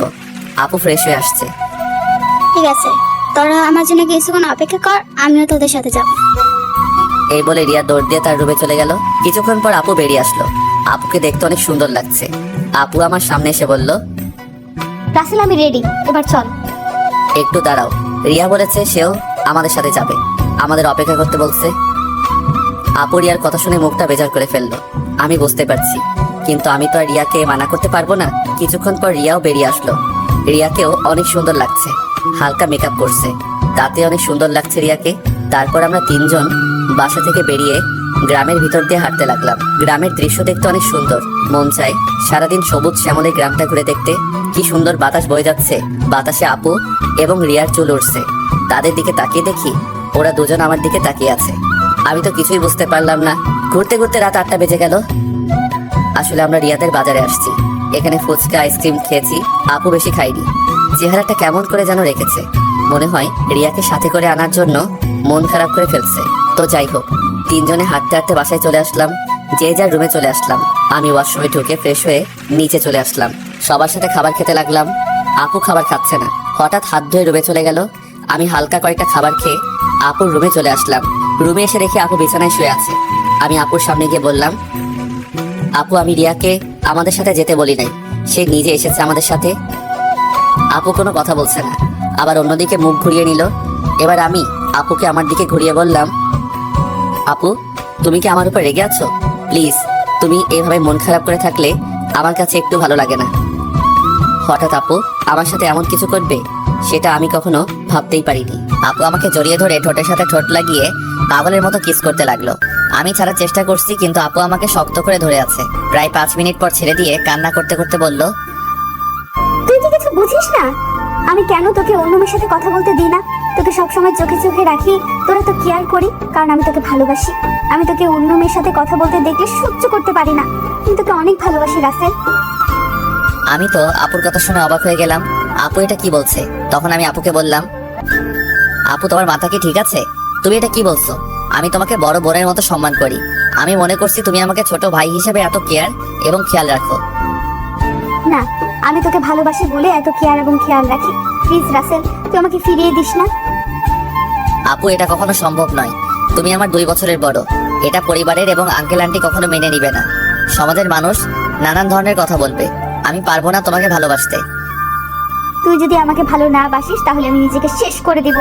আমি তোকে ছাড়া বড় অসহায়, আমি তোকে ছাড়া থাকতে পারবো না। এই তোমাদের মতো মেয়েদের বাংলা সিনেমার মতো একটা ডায়লগ আছে, কাউকে নিজের করে না পেলে আত্মহত্যা করবে, হাত কেটে ফেলবে, ছাদ থেকে লাফ দিবে, এমনকি বিষ খাবে। এগুলো ছাড়া আর কি তোমরা কিছু করতে পারো না? যাকে ভালোবাসি তাকে যদি নিজের করে না পাই, তাই মেয়েরা এসব করতে বাধ্য হয়। আমি তোকে সত্যিই অনেক ভালোবাসি। আপু আমি তোমাকে বোনের মতো জানি, আমি তোমাকে কখনো ভালোবাসতে পারবো না। তুমি এসব বিষয়ে আমার সাথে কথা বললে আমি তোমাদের সবাইকে ছেড়ে চলে যাব। না না, তুই কোথাও যাস না। তোকে না দেখলে আমি থাকতে পারবো না। ঠিক আছে, আমি আর কখনো তোকে ভালোবাসার কথা বলবো না। কথাটা যেন মনে থাকে। আগে যেভাবে চলতে এখনো সেভাবে চলবে। আমি এখন রুমে গেলাম। এই বলে নিজের রুমে চলে আসলাম। রুমে এসে বিছানায় শুয়ে আপুর কথাগুলো ভাবতে লাগলাম। আপু এটা কেমন করে বললো? আঙ্কেল আন্টি যদি জানতে পারে তাহলে আমাকে বাসা থেকে বের করে দিবে। তারপর আমি কোথায় যাব? এসব কিছু ভাবতে ভাবতে কখন যে ঘুমিয়ে গেছি মনে নাই। সকালে রিয়া রুমে এসে ডাকতে লাগলো। ওই রাসেল, ওর তাড়াতাড়ি। কি হয়েছে, ডাকছিস কেন? আজকে তুই আমার সাথে কলেজে যাবি, তাই তোকে ডাকতে আসলাম। আমি তোর কলেজে যাব কেন? আমি তো তোর কলেজে পড়ি না। সেটা তো আমি জানি, তোকে আমাদের কলেজটা ঘুরে দেখাবো। তাড়াতাড়ি ওঠ। ঠিক আছে তুই যা, আমি ফ্রেশ হয়ে আসছি। রিয়া আর কোনো কথা না বলে আমার রুম থেকে বেরিয়ে গেল। আমি বিছানা থেকে উঠে ওয়াশরুমে ঢুকে ফ্রেশ হয়ে রেডি হয়ে নিচে চলে আসলাম। নিচে এসে দেখি মামা মামি নাস্তার টেবিলে বসে আছে। আমি গিয়ে একটা চেয়ার টেনে বসলাম। তার আসেন, রাতে ঘুম কেমন হয়েছে? অনেক ভালো ঘুম হয়েছে মামা। তা তুমি এত সকালে ঘুম থেকে উঠলে কেন? রিয়া আমাকে ঘুম থেকে উঠিয়ে দিল তার সাথে কলেজে যাওয়ার জন্য। আমাকে নাকি তাদের কলেজটা ঘুরে দেখাবে। ও ঠিক আছে, তোমরা নাস্তা করো, আমি নাদিয়াকে ঘুম থেকে ডেকে তুলছি। আপু এখনো ঘুম থেকে উঠে নাই? এখনো তো উঠে নাই, গতকাল রাতে অল্প কয়টা খাবার খেয়েছি। মেয়েটার হঠাৎ কি হলো? কি আর হবে, মনে হয় ভালো লাগছে না তাই খাবার কম খেয়েছে। হঠাৎ রিয়া এসে একটা চেয়ার টেনে আমার পাশে বসলো। তখন রিয়া বলল, কি হয়েছে আম্মু? তোমরা কি নিয়ে কথা বলছো? তোর নাদিয়া আপুর কথা বলছে। মেয়েটার হঠাৎ কি হয়েছে? আপুর আবার কি হবে? কালকে তো আমার সাথে সুন্দরভাবে ঘোরাঘুরি করছে, মনে হয় অনেক হাঁটাহাঁটি করাতে শরীর খারাপ লাগছে। হয়তো তাই হবে। ঠিক আছে, তোরা নাস্তা করে কলেজে যা, আমি নাদিয়া ঘুম থেকে উঠে তাকে জিজ্ঞেস করবো। কেউ আর কোনো কথা না বলে নাস্তা খেতে লাগলো। আর আমি তো জানি আপু কেন এমন করছে। আপু যেটা চাচ্ছে সেটা কখনোই সম্ভব নয়। আমি কখনো আপুকে ওই রকম চোখে দেখি নাই। রিয়া আর আমি নাস্তা করে মামাকে বলে বাসা থেকে বেরিয়ে আসলাম। তখন রিয়া বলল, আচ্ছা রাসেল, দেখ তো আমাকে কেমন লাগছে। আমি তো এতক্ষণ রিয়ার দিকে খেয়াল করি নাই। আজকে রিয়াকে অনেক সুন্দর লাগছে। আজকে তোকে অনেক সুন্দর লাগছে। যে কোনো ছেলে দেখলে প্রেমে পড়ে যাবে। কোনো ছেলে পড়ার দরকার নেই, তুই বললেই হবে। ওই বিড়বিড় করে কি বলছিস? কিছু না, একটা রিক্সা ডাক দে। বাসায় গাড়ি থাকতে রিক্সা করে কলেজে যাবি কেন? আমার মন বলছে তুই একটা রিক্সা ডাক দে। ওই একটা রিক্সা ডাক দিব কেন? আমরা তো দুইজন এখানে, একটা রিক্সায় কি করে যাব? ওই হারামি, রিক্সায় করে আমি আর তুই যেতে পারবো না। বেশি কথা না বলে রিক্সা ডাক দে। ঠিক আছে দিচ্ছি। একদিনের পরিচয় তুই আমার সাথে এইভাবে ঝগড়া করছিস?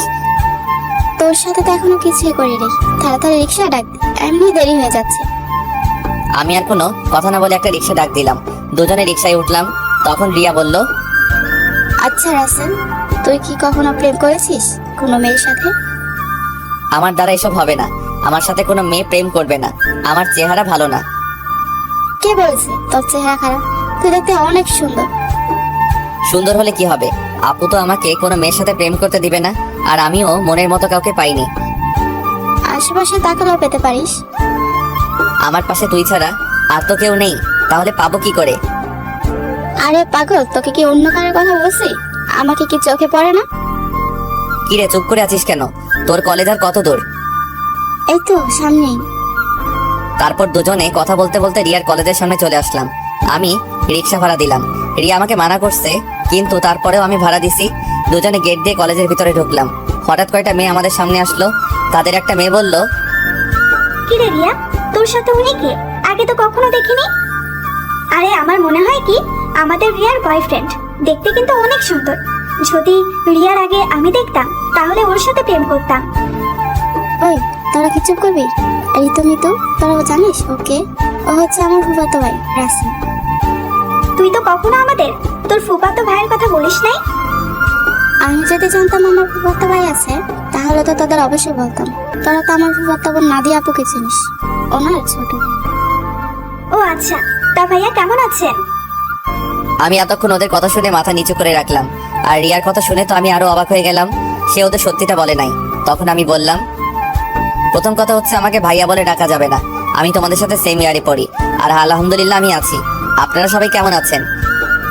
যেহেতু আমাদের সাথে পড়েন তাহলে আমাদের আপনি না তুই করে বলবেন। আমরাও ভালো আছি। ঠিক আছে, পরে কথা বলা যাবে, এখন চল ক্লাসে। আমি বলি কি, তোরা ক্লাসে যা, আমি বাসায় চলে যাই। আমি এখান থেকে কি করব? তুই আমাদের সাথে ক্লাসে যাবি? যদি তোদের স্যার এবং ছাত্রছাত্রী কিছু বলে? তাও কথা ঠিক। আচ্ছা তাহলে তুই বাসায় চলে যা, দুপুর 1টার সময় আমাকে এসে নিয়ে যাস। আমি ঠিক আছে বলে কলেজ থেকে বেরিয়ে একটা রিক্সা নিয়ে বাসায় চলে আসলাম। বাসায় কলিং বেল চাপ দেওয়ার পর মামি এসে দরজা খুলে দিল। আমাকে দেখে বলল, কি ব্যাপার রাসেল, তুমি চলে আসলে কেন? আমি কলেজে থেকে কি করব, তাই চলে আসলাম। রিয়া বলেছে তাকে দুপুরে গিয়ে নিয়ে আসতে। ও ঠিক আছে, তুমি রুমে যাও, আমি তোমার জন্য উপরে কফি নিয়ে আসছি। আমি এখন কফি খাবো না। আপু কি ঘুম থেকে উঠেছে? নাস্তা করে এখনো রুমে আছে। ঠিক আছে। আমি আপুর রুমে গেলাম বলে ভিতরে ঢুকে আপুর রুমে চলে গেলাম। আপুর রুমে এসে দেখি কার সাথে যেন মোবাইলে হেসে হেসে কথা বলছে। আমাকে দেখে ফোনটা কেটে দিল। তখন বলল, তুই আমার রুমে কেন এসেছিস?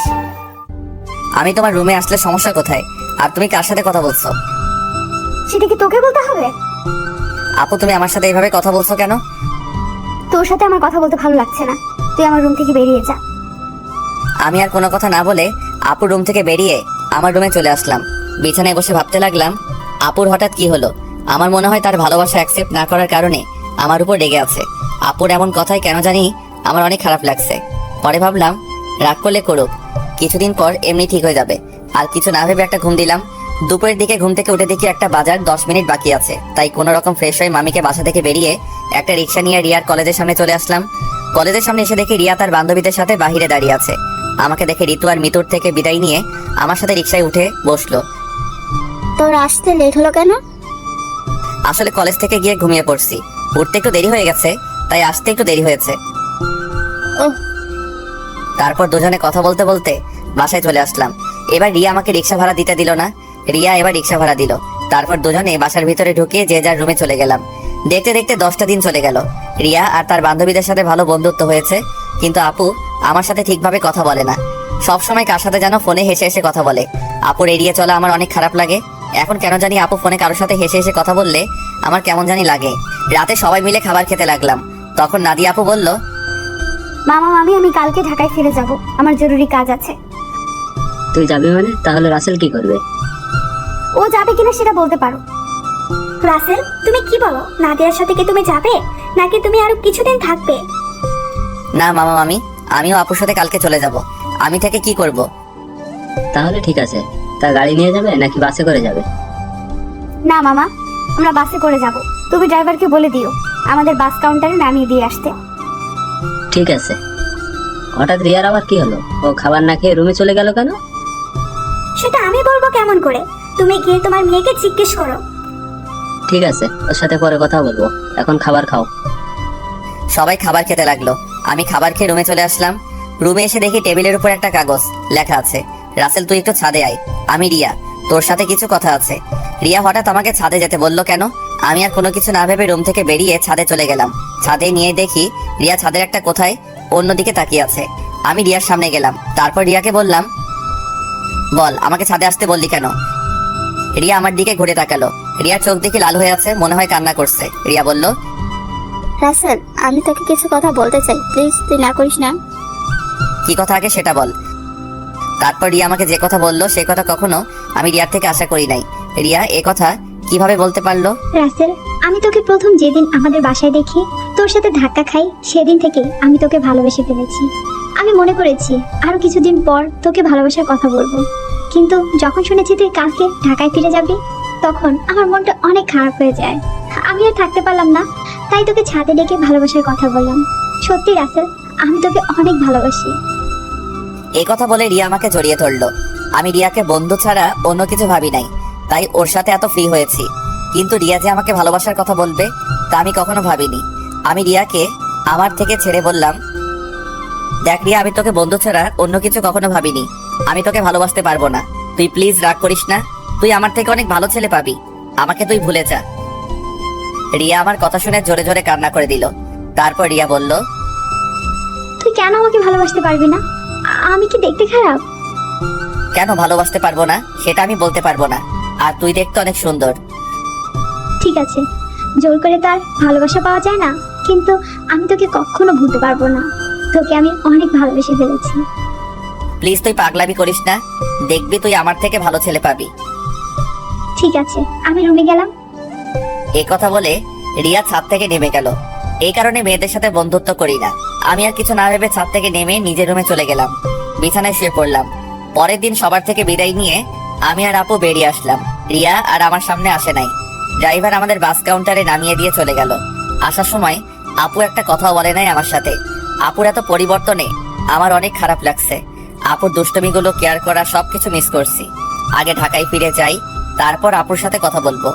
টিকিট কেটে দুজনে বাসে উঠলাম। দুজনের সিট একসাথে পড়েছে। আপু জানালার পাশে গিয়ে বসলো। দেখতে দেখতে আমরা ঢাকায় এসে পৌঁছে গেলাম। ড্রাইভার আঙ্কেল আমাদেরকে নেওয়ার জন্য গাড়ি নিয়ে অপেক্ষা করছে। আমি আসার সময় ড্রাইভার আঙ্কেলকে ফোন দিয়ে আসতে বলেছি। দুজনে বাস থেকে নেমে গাড়িতে গিয়ে বসলাম। আমি ড্রাইভার আঙ্কেলের সাথে সামনের সিটে বসলাম, আপু পিছনের সিটে গিয়ে বসলো। আপুর দিকে তাকিয়ে দেখি কার সাথে যেন মোবাইলে চ্যাটিং করছে। আমি আপুর থেকে চোখ সরিয়ে দিলাম। কিছুক্ষণ পর বাসায় চলে আসলাম। আপু গাড়ি থেকে নেমে ভিতরে চলে গেল। আমি জামা কাপড়ের ব্যাগ নিয়ে ভিতরে গেলাম। আন্টি বলল, কি ব্যাপার রাসেল, তোমরা এত তাড়াতাড়ি বাসায় আসলে যে? আরো কিছুদিন থাকতে। আন্টি আপুর নাকি কাজ আছে, তাই চলে আসলাম। আর 10 দিন তো থেকে আসলাম। ঠিক আছে, তুমি রুমে গিয়ে ফ্রেশ হয়ে আসো, আমি টেবিলে খাবার দিচ্ছি। ঠিক আছে আন্টি। এই বলে নিজের রুমে চলে আসলাম। রুমে এসে ওয়াশরুমে ফ্রেশ হয়ে নিচে চলে আসলাম। একটা চেয়ার টেনে বসলাম। আপুকে দেখলাম না টেবিলে। তখন আমি আন্টিকে বললাম, আন্টি আপু কোথায়? আপু খাবার খাবে না? ও তো খাবার খেয়ে রুমে চলে গেছে, তুমি খেয়ে নাও। ও। আমি আর কোনো কথা না বলে খাবার খেয়ে রুমে চলে আসলাম। দেখতে দেখতে আরো 10টা দিন চলে গেল। আপুর সাথে কথা বলতে গেলে আমার সাথে কথা বলে না।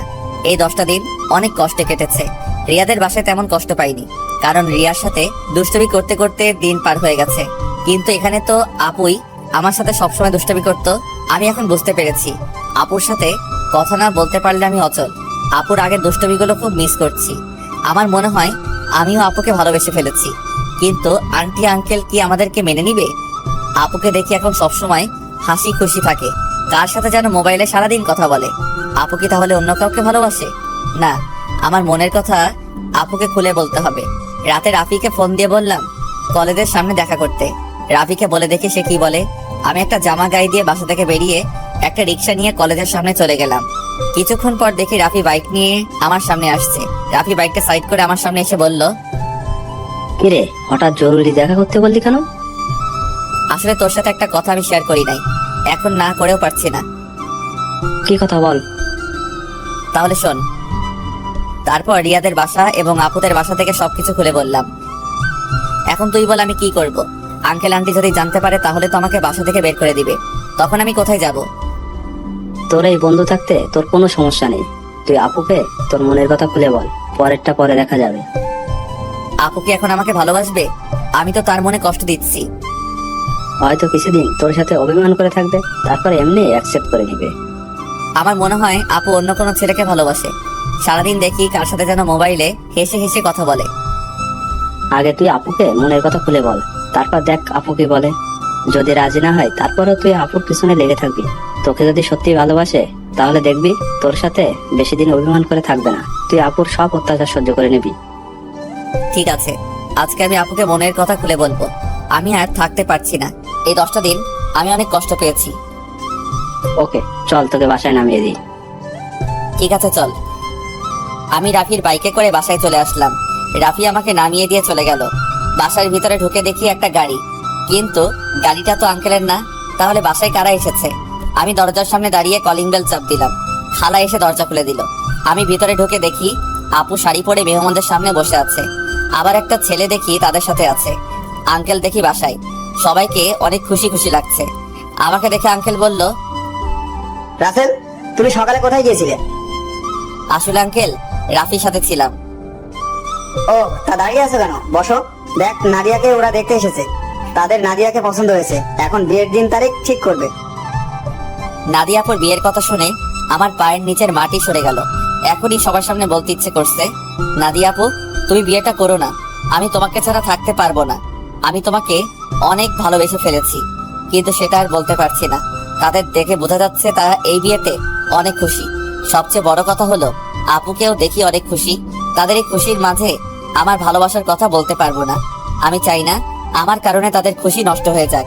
আর ছেলেটা দেখতে অনেক সুন্দর, আপুর সাথে ভালো মানাবে। আমি নিজের কষ্ট চেপে রেখে তখন আমি বললাম, তাহলে তো অনেক ভালো, তোমরা যেটা ভালো মনে করো।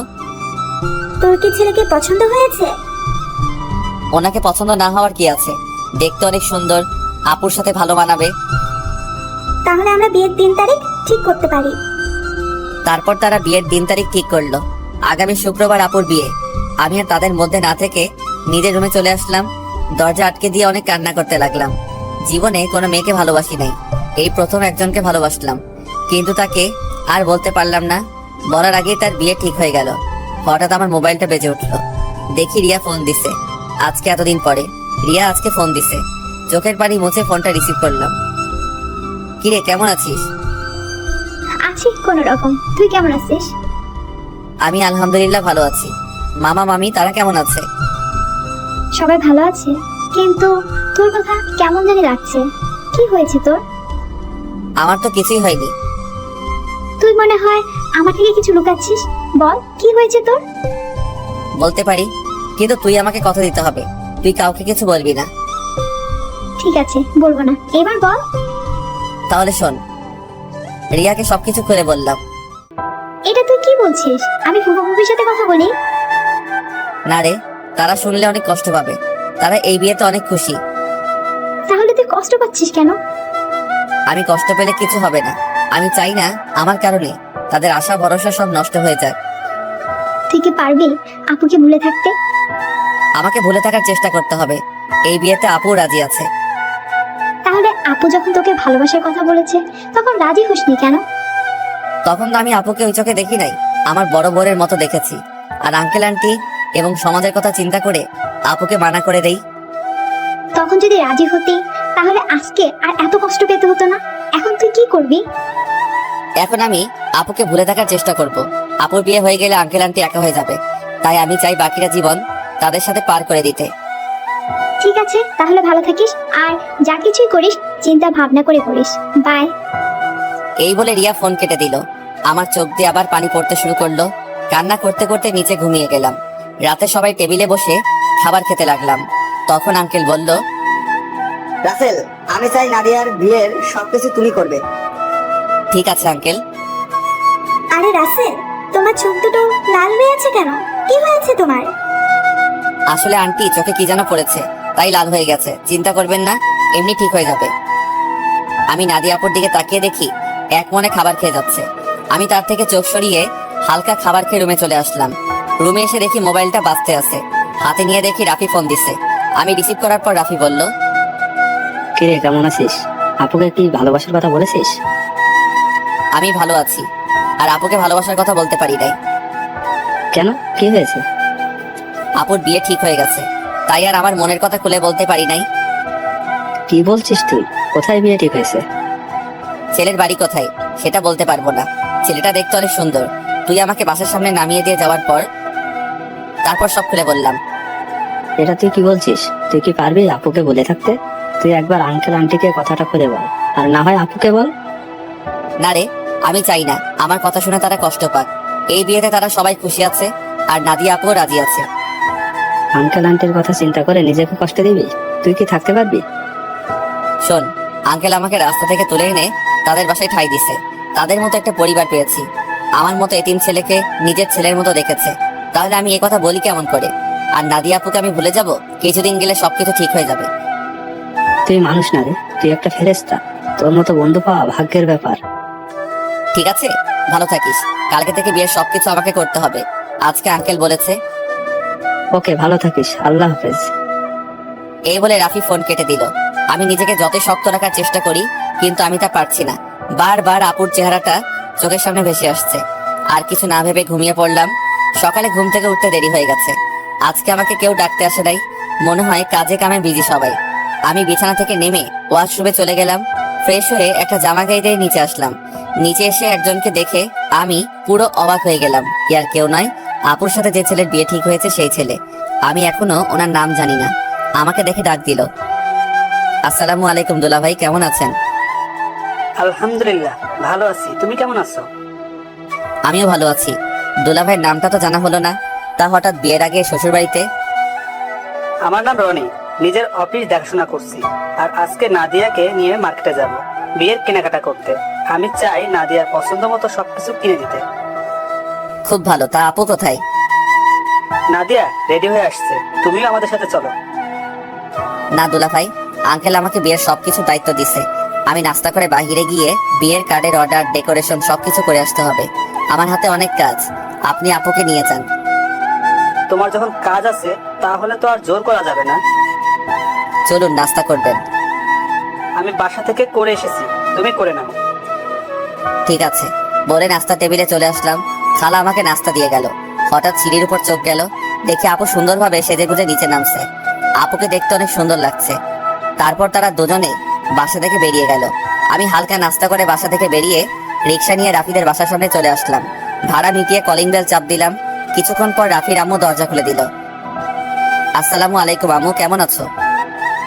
এতদিন পর তোর এই আম্মুর কথা মনে পড়ছে? সরি আম্মু, আমার ভুল হয়ে গেছে, আর কখনো এমন ভুল করব না। ঠিক আছে, এখন ভিতরে আয়। রাফি তার রুমে আছে, তুই ওর রুমে যা। আমি কফি পাঠিয়ে দিচ্ছি। ঠিক আছে আম্মু। আমি ভিতরে ঢুকে ওপরে রাফির রুমে যেতে লাগলাম। এবার আপনাদের বলি, রাফির আম্মু জানে আমার আব্বু আম্মু নেই, আমি একটা এতিম ছেলে। তখন রাফির আম্মু আমাকে বলে, কে বলেছে তোর আব্বু আম্মু নেই? আজকে আমি তোর আম্মু, এখন থেকে আমাকে আম্মু বলে ডাকবি। এখন আমার দুই ছেলে। এরপর থেকে রাফির আম্মুকে আমি আম্মু বলে ডাকি। রাফির রুমে এসে দেখি রাফি বিছানায় শুয়ে মোবাইল টিপতে আছে।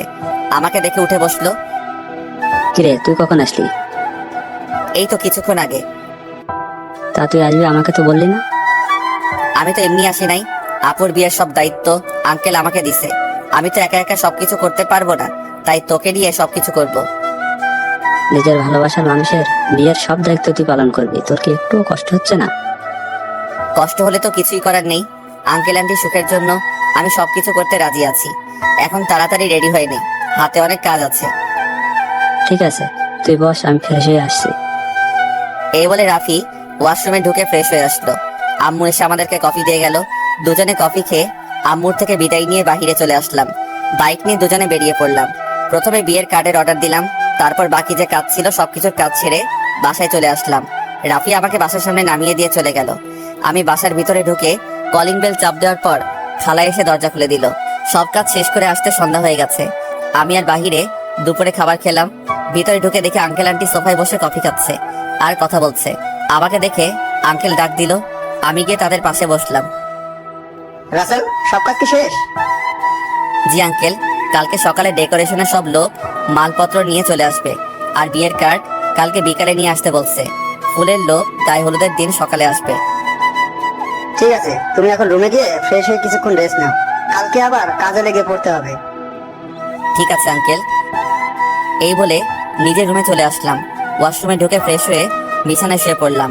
রাতে খাবার খাওয়ার জন্য খালা ডেকে গেছে, তাই বিছানা থেকে উঠে নিচে চলে আসলাম। টেবিলের সামনে গিয়ে দেখি আঙ্কেল আন্টি আর আপু বসে আছে। আমি একটা চেয়ার টেনে বসলাম। আন্টি খাবার বেড়ে দিল। আপুর দিকে তাকিয়ে দেখি এক মনে খাবার খেয়ে যাচ্ছে। আমার দিকে একটাবার তাকালো না। আমি খাবার খেয়ে নিজের রুমে চলে আসলাম। তারপর বিছানায় শুয়ে পড়লাম। পরের দিন বিকালে বিয়ের কার্ড নিয়ে আসলাম। তখন আমি আঙ্কেলকে বললাম, আঙ্কেল বিয়ের কার্ডগুলো কি করব? তোমার বন্ধু বান্ধব কতজন আছে তাদের একটা করে দিয়ে এসো, আমি কিছু রাখছি, আর বাকিগুলো নাদিয়াকে দিয়ে দেয়। আঙ্কেল আমার তেমন বন্ধু নেই, আমার একমাত্র বন্ধু শুধু রাফি এবং তার পরিবার। ঠিক আছে, তাদের বিয়ের কার্ড দিয়ে এসো, আমি কিছু রাখছি, বাকিগুলো নাদিয়াকে দিয়ে আয়। আঙ্কেল কিছু কার্ড রাখলো। বাকিগুলো নিয়ে আপুর রুমের সামনে গেলাম। বাহির থেকে বললাম, আপু ভিতরে আসতে পারি? আয়। আমি ভিতরে ঢুকে দেখি আপু বিছানায় বসে আছে, কিন্তু অবাক করার বিষয় হলো আপুর চোখ দুটো লাল হয়ে আছে। আমাকে দেখে বলল, কেন এসেছিস? আসলে আপু, আঙ্কেল বলেছে বিয়ের কার্ডগুলো তোমাকে দিতে, তোমার বন্ধু বান্ধবকে দেওয়ার জন্য। ঠিক আছে, রেখে যা। আমি বিছানার উপরে কার্ডগুলো রেখে যেই না রুম থেকে বেরিয়ে যাব, তখন আপু আমাকে পেছন থেকে জড়িয়ে ধরে কান্না করে দিল। আমি আপুকে আমার দিকে ঘুরিয়ে বললাম, আপু তুমি কান্না করছো কেন? তুই কি মানুষ নাকি অন্য কিছু? আপু হঠাৎ এই কথা বললো কেন? আমাকে রিয়া ফোন করে সব বলে দিছে। তুই আমাকে ভালোবাসার কথা বললি না কেন? আমি তোমাকে যেদিন বলতে যাব সেদিন দেখি তোমাকে ছেলেপক্ষ দেখতে এসেছে, তাই আর বলি নাই। তুই তো আমাকে একটাবার বলে দেখতি তোকে আমি এখনো অনেক ভালোবাসি। সেটা আর কখনো সম্ভব না। তোমার বিয়ে ঠিক হয়ে গেছে। এই বিয়েতে আঙ্কেল আন্টি অনেক খুশি। আমি চাই না তাদের মনে কষ্ট দিতে।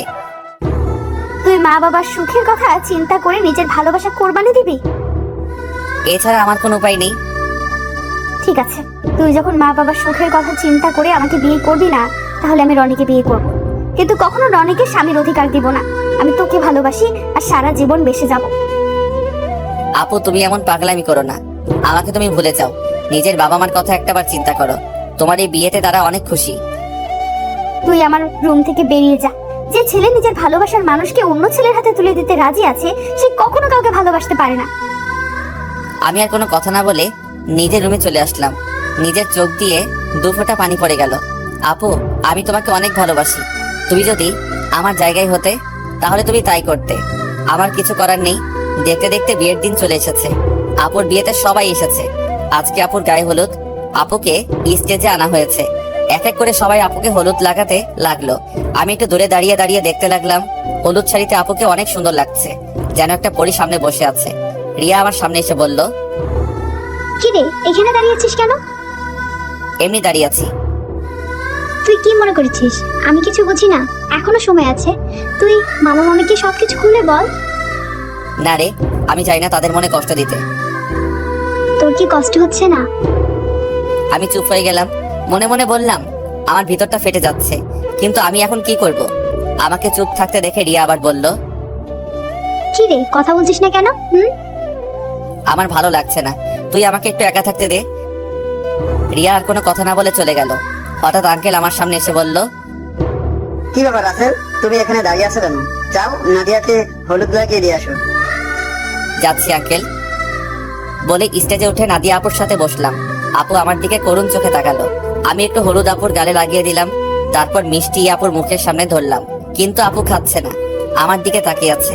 তখন আন্টি বলল, কি রে নাদিয়া, রাসেল তোর মুখের সামনে মিষ্টি তুলে রাখছে, তুই খাস না কেন? আন্টির কথা শুনে আপু হালকা একটু মিষ্টি খেলো। তারপর আপু আমাকে একটু মিষ্টি খাইয়ে দিল। আমি আর বসে না থেকে ছাদে চলে গেলাম। অনেক কষ্টে আপুর সামনে চোখের পানি আটকে রেখেছি। ছাদের কিনারে দাঁড়িয়ে কান্না করতে লাগলাম। আজকে রাতটা পার হলে কালকে আপুর বিয়ে হয়ে যাবে। নিজের চোখের সামনে কিভাবে দেখবো আপুর বিয়ে? আমার চোখের পানি কোনো বাধা মানছে না। অঝর ধারায় পানি পড়তে লাগলো। ছাদে কতক্ষণ ছিলাম বলতে পারবো না। আমার একটা জিনিস কিছুতেই মাথায় ঢুকছে না। রাফিকে আজকে গায়ে হলুদে দেখলাম না। ও কোথায়? আমাকে তো বলছে সন্ধ্যার পর চলে আসবে। আম্মু আব্বু তারা এসেছে, কিন্তু তাকে দেখলাম না। পকেট থেকে মোবাইলটা বের করে রাফিকে ফোন দিলাম, কিন্তু তার মোবাইল বন্ধ বলছে। আমি আর কিছু না ভেবে নিচে নামতে যাব, হঠাৎ ছাদে কারো আসার শব্দ পেলাম। নিচের দিকে তাকিয়ে দেখি আপু ছাদের দিকে আসছে।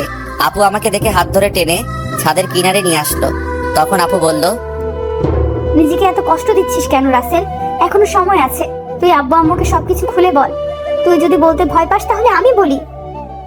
না আপু, তুমি এই কাজ কখনো করবে না। তারা শুনলে অনেক কষ্ট পাবে।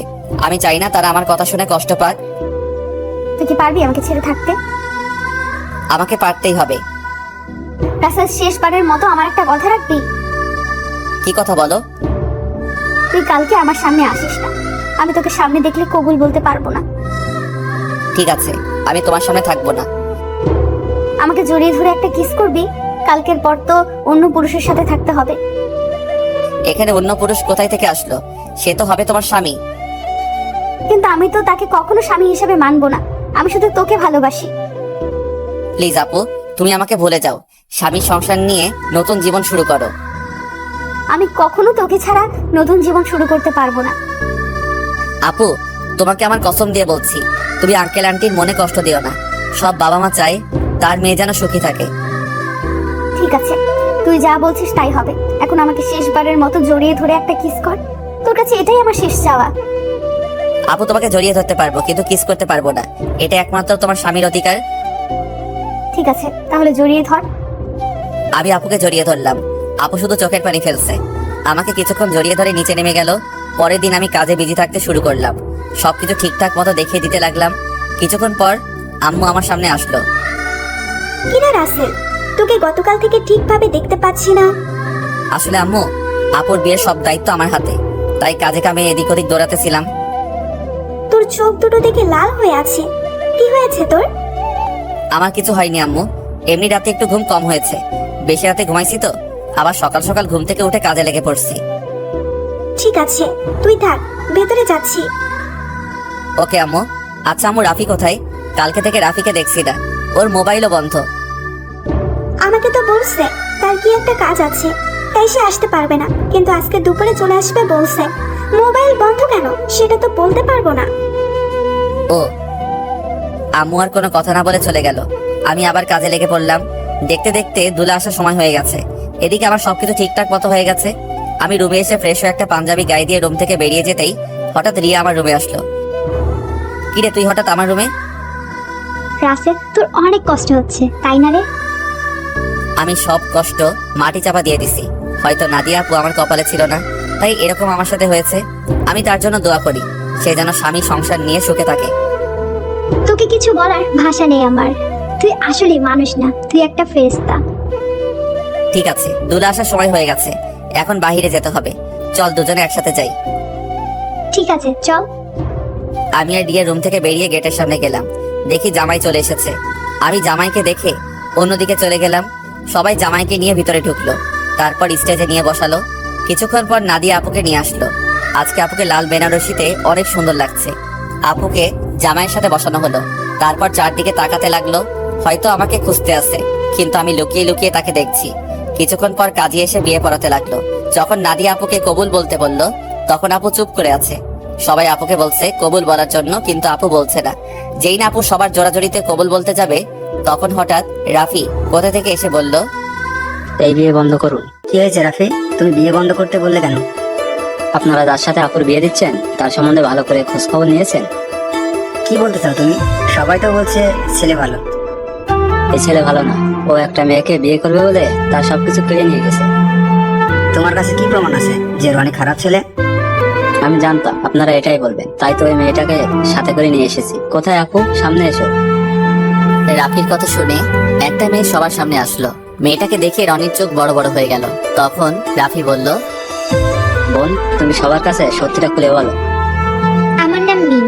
রনির আর আমার 1 বছরের রিলেশন। সে আমাকে বিয়ে করবে বলে আমার সব কিছু কেড়ে নিয়ে গেছে। কিছুদিন আগে সে আমাকে বললে তাকে ভুলে যেতে, আর নাকি অন্য জায়গায় বিয়ে ঠিক হয়ে গেছে। আমার সাথে নাকি প্রেমের অভিনয় করছে। আমার ছেলে যে তোমার সাথে খারাপ কিছু করেছে তার কি প্রমাণ আছে?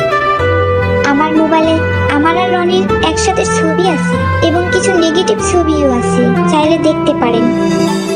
বলে মোবাইলটা রনির বাবার হাতে দিল। তখন রনির আব্বু বলল, আমি তোমাদের দুজনের ছবি শুধু দেখেছি, আর ওগুলো দেখতে চাই না। রহমান সাহেব, আপনি আমাকে ক্ষমা করে দিন। আমি জানতাম না আমার ছেলে এতটা খারাপ। যদি জানতাম তাহলে কখনো আপনার মেয়ের জন্য বিয়ের প্রস্তাব নিয়ে আসতাম না। আমি আজকে ওদের দুজনকে বিয়ে দিব, পারলে আমাকে মাফ করে দিবেন। এই বলে রনির বাবা মিম এবং রনিকে নিয়ে তারা বাসা থেকে বেরিয়ে গেল। সবাই এখন চিন্তা করছে নাদিয়ার কি হবে। তখন আঙ্কেল বলল, এখন আমার মেয়েটার কি হবে? এখন কে ওকে বিয়ে করবে?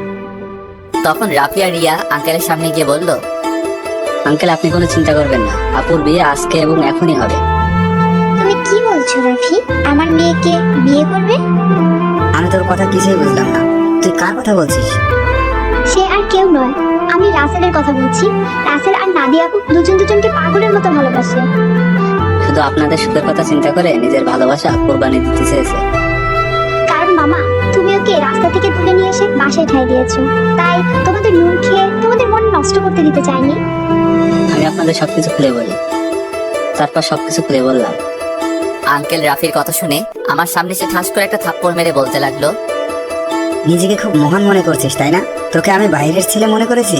তুই কেন এমন করছিস? আমি তোমাদের সাথে প্রতারণা করতে পারবো না। আমি আপনাদের দুজনকে সবসময় নিজের মা বাবার মতো দেখে এসেছি। আপনি একটা এতিম ছেলেকে ঠাঁই দিয়ে নতুন জীবন দিয়েছেন। আমি কি করে আপনাদের মনে কষ্ট দেই? আরে, আমি তোকে কখনো অন্যভাবে দেখিনি। আমি তোকে নিজের ছেলের মতো জানি। তুই আমাদের কাছে একটা বার বলে দেখতি, আমি কখনো মানা করতাম না। এটা শুনে আমি আরো খুশি হয়েছি। আচ্ছা, তোর কথা বাদ দিলাম। নাদিয়া তো আমাদের খুলে বলতে পারতি। আমি তোমাদের সবকিছু খুলে বলতে চেয়েছি, কিন্তু রাসেল আমাকে মানা করেছে, আবার আমাকে কসম দিছে। ঠিক আছে, এখন সব বাদ। এখন রাফি, তুমি রাসেলকে তৈরি করে নিয়ে আসো। ঠিক আছে আঙ্কেল। এই বলে রাফি আমাকে নিয়ে উপরে চলে আসলো। আমি সাথে সাথে রাফিকে জড়িয়ে ধরে কান্না করে দিলাম। তারপর বললাম, কিরে কেমনে কি? আমার পাঠক পাঠিকারা তো কিছুই বুঝতে পারছে না। একটু সবাইকে খুলে বলো। ঠিক আছে বলছি। আমি গতকাল দুপুরে মার্কেটে যাচ্ছিলাম আপুর বিয়ের উপহার কিনতে। তখন হঠাৎ দেখি একটা মেয়ে রনির মতো একটা ছেলের সাথে কথা বলছে। হঠাৎ ছেলেটা মেয়েটাকে ঠাস করে 2টা থাপ্পড় মেরে চলে যায়। ছেলেটা যে সময় গাড়িতে উঠবে তখন তার চেহারা দেখে অবাক হয়ে যায়, কারণ সে ছিল রনি ভাই। আমি আর দাঁড়িয়ে না থেকে মেয়েটার কাছে গেলাম। তখন তাকে জিজ্ঞেস করি ওই ছেলেটার সাথে তোমার কি সম্পর্ক। তারপর মেয়েটি সব খুলে বলে। কি বলেছে আপনারা তো সব জানেন। তুই মিমের সব কথা শুনে কি বলছিস? আমি ওর কথা শুনে তাকে নিয়ে বাসায় চলে আসলাম। আব্বু আম্মুকে বললাম আমার বন্ধু, তোমরা সবাই বিয়ে বাড়িতে চলে যাও, আমি বিয়ের দিন যাব। আমার বন্ধুর সাথে আমার কিছু কাজ আছে। আব্বু আম্মু পরে কিছু বলে নাই? মানে একটা মেয়ের সাথে তোর কি কাজ? তুই তো জানিস আব্বু আম্মু আমাকে অনেক বিশ্বাস করে, তার ছেলে কখনো খারাপ কাজ করবে না। আব্বু আম্মু চলে আসার পর কোনোরকম রাগটা কাটিয়ে পরের দিন বিয়ে বাড়িতে নিয়ে আসলাম। আমি সবার সামনে রনির মুখোশ খুলে দেওয়ার জন্য বিয়ের দিন মিমকে নিয়ে আসি। আজকে তোর কারণে আমার ভালোবাসার মানুষকে আপন করে পেয়েছি। তোর এই ঋণ কখনো শোধ করতে পারবো না। হয়েছে, তোর ঋণ শোধ করা লাগবে না, শুধু আমার একটা হেল্প করে দিতে হবে। বল তোর কি হেল্প লাগবে? আমার সাথে একটা মেয়ে দাঁড়িয়ে যখন আঙ্কেলের সাথে কথা বলছে, ওই মেয়েটাকে আমার পছন্দ হয়েছে। ওর সাথে আমার লাইনটা ক্লিয়ার করে দিবি। তার মানে তুই রিয়ার কথা বলছিস? আরে তোকে তোর কথা বলছি। মানে আমি তো কিছুই বুঝতে পারছি না। তোকে বলছি না, আমাকে আপুর মামাতো বোন রিয়া প্রপোজ করছে, এই সেই মেয়ে। কি? তার মানে ওই সাইরিয়া? কিন্তু চেহারা তো কিন্তু মার্শাল্লাহ। এখন আমার সাথে লাইনটা করে দে। ঠিক আছে দিব, আগে আমার বিয়েটা শেষ হোক। ঠিক আছে, এখন ফিরে এসে আমাদের জন্য সবাই অপেক্ষা করছে। আমি আর কোনো কথা না বলে ওয়াশরুমে ঢুকে ফ্রেশ হয়ে একটা পাঞ্জাবি গায়ে দিয়ে রাফির সাথে নিচে চলে আসলাম। আমাকে নিয়ে আপুর পাশে নিয়ে বসালো। তখন আপু আমার কানের কাছে মুখ এনে বলল, আজকে তোর খবর আছে, শুধু বিয়েটা হয়ে যেতে দে। তুই আমাকে অনেক কষ্ট দিয়েছিস। সেটা বাসর ঘরে দেখা যাবে। আমিও কিন্তু কম কষ্ট পাইনি। কাজী বিয়ে পড়ানো শুরু করলো। আগে আপুকে কবুল বলতে বলল, আপু সাথে সাথে কবুল বলে ফেললো। সবাই মুচকি মুচকি হাসছে। এবার আমাকে বলতে বলল, কিন্তু আমি বলছি না, আমি আপুকে একটু লাগানোর জন্য দেরি করছি। আপু আমাকে কনুই দিয়ে গোতা দিল। আমি সাথে সাথে কবুল বলে ফেললাম। সবাই জোরে জোরে হাসা শুরু করলো। তারপর কাজী মোনাজাত ধরলো। সবাই আমাদের জন্য দোয়া করলো। তারপর সবাই খাওয়া দাওয়া করে বাসায় চলে গেল। আব্বু আম্মু আমার কাছ থেকে বিদায় নিয়ে চলে গেল। রাফি আমার সাথে থেকে গেল। এখন আমি আর রাফি ছাদে বসে আছি। ছাদে আসার সময় রিয়াকে বলেছি ছাদে আসার জন্য। আমি আর রাফি বসে বসে কথা বলছি। কিছুক্ষণ পর রিয়া ছাদে আসলো। তখন আমি বললাম, কি রে, তোর আসতে এত দেরি হলো কেন? দেরি কি আর এমনি হয়েছে? তোর বাসর ঘর সাজাতে দেরি হয়ে গেছে। এখন বল কি জন্য ডাকলি? আজকে বিয়ে বাড়িতে একটা ছেলে তোকে দেখে পছন্দ করে। সে নাকি তোর সাথে প্রেম করতে চায়। আমার কথা শুনে রাফি মাথা নিচু করে ফেলছে। তখন রিয়া বলল, ছেলেটা কি জানতে পারি? সে আর কেউ নয়, আমার কলিজা, আমার জানের বন্ধু রাফি। তাহলে না বলে তোকে বলতে বলছে কেন? আসলে আজ পর্যন্ত রাফি কোনো মেয়ের সাথে প্রেম করে নাই। কেন জানি তোকে দেখে পছন্দ হয়, কিন্তু লজ্জার কারণে বলতে পারছে না। তাই আমাকে বলল তোর সাথে লাইন করে দেওয়ার জন্য।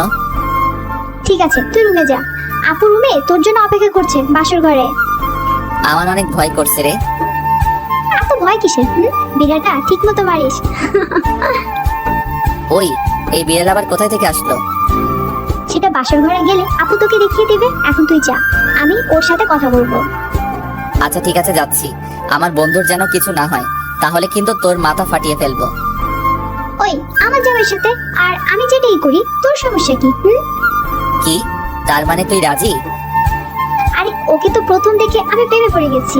এখানে রাজি হওয়ার কি আছে? তুই বাসর ঘরে যা, আমি আমার জানের সাথে একটু রোমান্স করি। তাহলে তোরা থাক, আমি গেলাম। আমি আর কোনো কথা না বলে বাসর ঘরের সামনে চলে আসলাম। দোয়া দরুদ পরে আস্তে আস্তে রুমে ঢুকলাম। তারপর দরজা বন্ধ করে দিলাম। দরজা বন্ধ করে বিছানার দিকে তাকিয়ে যেটা দেখলাম, সেটা দেখে আমি পুরো অবাক হয়ে গেলাম। দেখি নাদিয়া আপু একটা লাঠি নিয়ে বিছানায় বসে আছে। আমি আপুর সামনে গেলাম। তখন আমি বললাম, আপু তুমি লাঠি নিয়ে বসে আছো কেন? ঠাস করে একটা বাড়ি মেরে দিল। তখন আমি বললাম, তুমি আমাকে মারলে কেন? প্রথমে আপু বললি কেন? আপুকে আপু বলবো না তো কি বলবো? আবার ঠাস করে আরেকটা বাড়ি মারলো।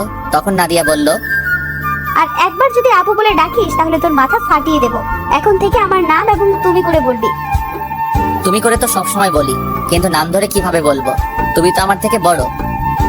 কারণ এখন আমি তোর স্ত্রী, আমাকে নাম ধরে ডাকবি। ঠিক আছে, এখন থেকে নাম ধরে ডাকবো। তো এতক্ষণ কোথায় ছিলি? তোর আসতে এত লেট হলো কেন? আগে বলো, তুমি আমাকে তুই করে বলছো কেন? আমি তোমার স্বামী, আমাকে তুমি করে বলবে। ঠিক আছে বলবো, এখন বল আসতে দেরি হলো কেন? তাহলে শোনো। তারপর রাফিয়া রিয়ার কথা খুলে বললাম। সেটা তো খুশির খবর। আজকে রাফির জন্য তোমাকে আমি আপন করে পেয়েছি। ও না থাকলে এতক্ষণ আমাকে বাসর ঘরে রনি থাকতো। ঠিকই বলেছো, ওর মতো বন্ধু পাওয়া ভাগ্যের ব্যাপার। ঠিক আছে, এখন উঁচু করে আসো, 2 রাকাত নফল নামাজ আদায় করতে হবে। করব, আগে আমাকে একটা কথার উত্তর দাও। বিয়ের আগে তোমাকে দেখছি সব সময় কার সাথে জানো হেসে হেসে কথা বলতে। তুমি কার সাথে কথা বলতে? নাদিয়া আমার কথা শুনে হাসতে হাসতে বলল, আরে পাগল, এটা আমি অভিনয় করছি।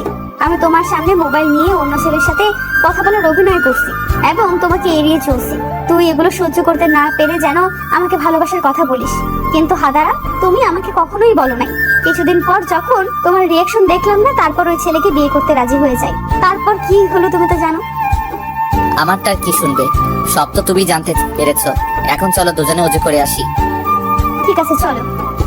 আমি আর নাদিয়া ওয়াশরুমে ঢুকে উজু করে 2 রাকাত নফল নামাজ আদায় করে খাটে গিয়ে বসলাম। তখন নাদিয়া বলল, আজকে তোমার ভালোবাসা দিয়ে আমার সব কষ্ট দূর করে দাও।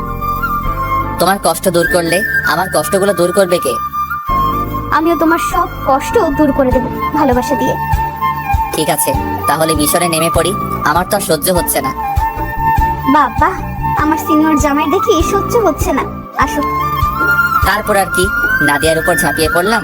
নাদিয়ার ঠোঁট দুটো নিজের আয়ত্তে নিয়ে আসলাম। আস্তে আস্তে কাপড় খুলতে লাগলাম। তারপর ওর পুরো শরীরে কিস করতে লাগলাম, ধবধবে সাদা দেহ। তারপর হারিয়ে গেলাম সাগরের বুকে। এখন আমি আর নাদিয়া সবসময় কলেজে যাওয়া আসা করি।